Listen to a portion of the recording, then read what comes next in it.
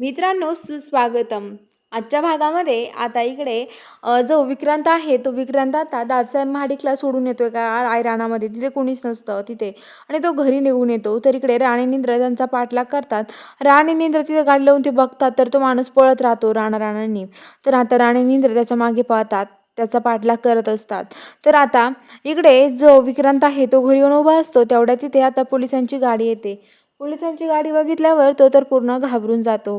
तर आता तो म्हणतो की कोण आले असेल इथे आणि आता का पोलीस आले इथे, असं तो विचार करायला लागतो. काय झालं असेल नेमकं, असं विक्रांत विचार करत असतो. तेवढ्यात सत्या आणि मंजू गाडीतून उतरतात आणि ते पुन्हा बघून ते म्हणतात तुम्ही इथे का आलात. तर आता लगेच ते म्हणतात की हे बघा तुम्ही जे केलं ना ते खरंच खूप चुकीचं आहे.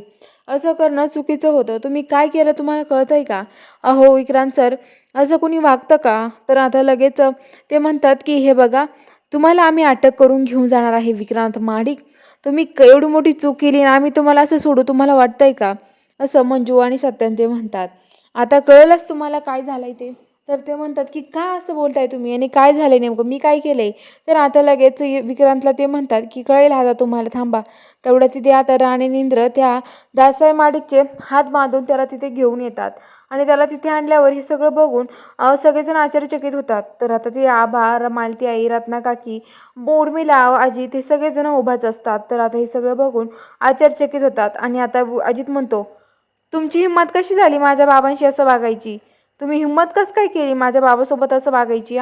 तुम्हाला कळतं की नाही काही, माझ्या बाबाशी असं का वागलात तुम्ही, असं ते म्हणतात. तर ते म्हणतात की तुम्ही खरं सांगा माझ्या बाबाशी असं का वागताय, माझ्या बाबाचे हात का बांधतात, माझ्या बाबाचे हात सोडा, माझ्या बाबाच्या चेहऱ्याला काय लावलंय तुम्ही ते, असं अजित म्हणत असतो. तर आता लगेच जो राणी इंद्र आहे ते उभा असतात. तर आता राणीवर अजित धावून जातो आणि म्हणतो की काय केलंय माझ्या बाबाला हे सगळं.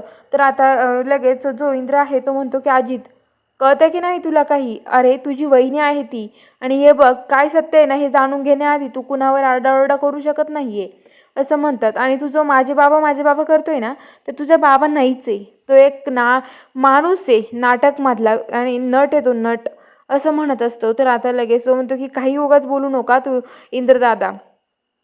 तर आता लगेच जी राणी आहे ती म्हणत असते की हे बघा अजित तुम्हाला माहीत नाहीये काय चाललंय, हा जो माणूस तुम्ही बाबा बाबा म्हणतात ना याला, हा तुमचा बाबा नाहीचे. खरंच खूप फसवलंय तुम्हाला ह्या माणसानी. अहो खूप मोठं नाटक केलंय त्यांनी, पिक्चरमध्ये पिक्चर काढणारा नट होता तो आणि तुम्हाला आता तुमच्या आयुष्याचं नाटक करून बसलाय तो. तर मालती रत्नकाकी तोंडाला हात लावते. ती म्हणते हे सगळं काय आहे आणि ती हे सगळं बघून आश्चर्यचकित होते. तर इकडे आता जे आबंते आहेत ते पण हे सगळं बघत असतात. तर आता ते म्हणतात अजित म्हणतो खोटं बोलताय तुम्ही, काही उगाच खोटं कशाला सांगताय. आणि लगेच तेवढ्यात ते म्हणतात की काय पुरावे तुमच्याकडे माझे बाबा नाही आहे म्हणून. तर आता तेवढ्यात त्या चंद्रमाला गाडीतून खाली उतरतात. चंद्रमा गाडीतून खाली येते मंजूस त्यांच्या आणि ती देऊन उभा असते. तर आता लगेच चंद्रमा उभा असते. तर तेवढ्याच तिथून आता ते म्हणतात हा आहे पुरावा. तर ते म्हणतात ही बाई कोण आहे. तर राणी म्हणते तुम्ही ज्यांना तुमचे वडील मानताय ना त्यांची खरी बायको आहे चंद्रमा. तर आता ते म्हणतात काय काही पण उगाच बोलू नका राणी, तू काही पण जोडतेस. तर आता लगेच ते म्हणतात काही कशाला जोडेल मी आणि तुम्हाला एवढंच बघायचं आहे का पुरावे, तर दाखवा हो पुरावे. सत्या म्हणतो थांबा मी दाखवतो तुम्हाला पुरावे. त्या माणसाचे आधार कार्ड, पॅन कार्ड आणि ते सगळं काही त्या अजितला दाखवतात आणि म्हणतात की आता तुमचा विश्वास बसेल का, आता कळलं का कोण आहे तो माणूस आणि कोण नाही ते. अजित हे सगळं बघून आश्चर्यचकित होतो आणि म्हणतो की दादा सांग ना हे सगळं खोटं आहे, सांग लवकर. तर आता लगेच विक्रांत काहीच नाही बोलत. विक्रांत म्हणतो माझं ऐकून तरी घ्या. तर आता ते म्हणतात की काय नाटक केलं आणि काय बोलतोय आता तू. सगळेजण त्याच्यावर लक्ष ठेवून असतात. पण आता जो अजित आहे त्याला विचारतो पण तरी पण तो काही सांगत नाही.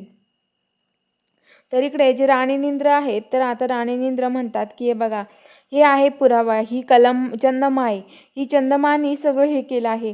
आम्हाला नव्हतं वाटलं ही विक्रांत सरांना मिसळून असेल, आम्ही हिच्या घरी गेलो होतो चौकशी करण्यासाठी. राणी म्हणजे तुम्हाला सांगू की हे सगळं कसं घडलं.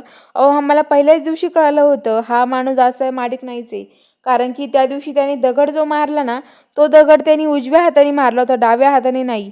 हा ना हो दादासाहेब महाडिक. हो ना हो ना आबा. तर आता आबा म्हणतात की हो, कारण की वहिनी तुम्हाला आठवतं का. अहो वहिनी आपला दादा हा तो डावखोर होता, तो उजव्या हाताने काहीच कामं करत नव्हता. पण हा माणूस सगळे कामं उजव्या हाताने करता, ह्यावरून मी सगळं ओळखलं होतं. तर आता ते म्हणतात म्हणजे सत्य म्हणतो एवढं लक्ष तुमच्या बापरे असं म्हणतो. तर आता सगळेजण म्हणतात की म्हणजे हा माणूस खोटा आहे. हे सगळं बघून सगळेजण आश्चर्यचकित होतात. आणि आता लगेच राणी म्हणते आम्ही चंदमाच्या घरी गेलो होतो, ती पण आमच्याशी खोटं वागली आणि तिने आम्हाला कामं करून घेतली आमच्याकडून. राणी सगळं सांगते. तर आता लगेच ती म्हणते की चंदमा विक्रांत सरांनी तिला पकडलं होतं, पण ह्या मंजू आणि सत्याने त्यांच्या तावडीतून तिला इथे आणलं आहे, कारण की ती त्यांना मिळून होती आम्हाला आधीच कळलं होतं असं म्हणतात. तर आता तिथे त्यांचं आता सगळं काही हे ना अजित त्यांना खूपच पस्तावा येतो, कारण की अजित आबांसोबत काय वागला हे सगळं त्याला आठवतं. तो म्हणतो की मी असं वागायला नको होतं आबांसोबत. त्याला सगळं आठवत राहतं. तो म्हणतो दादा सांग ना हे सगळं खोटं आहे. तर तो काहीच बोलत नाही. तर आता उर्मिला पण तोंडाला हात लावते आणि म्हणते की मला नक्कीच काहीतरी गडबड वाटली होती. मला तर आधीच डाऊट होता की हा कुणीतरी माणूस आहे म्हणून, असं उर्मिला म्हणते. तर आणि सगळं सांगत असताना चंदमा इकडून तिला हात उघडत असते. तर चला बघूया आता पुढील भागामध्ये नक्की काय ट्विस्ट असणार आहे हे बघायला चॅनलला सबस्क्राईब करा.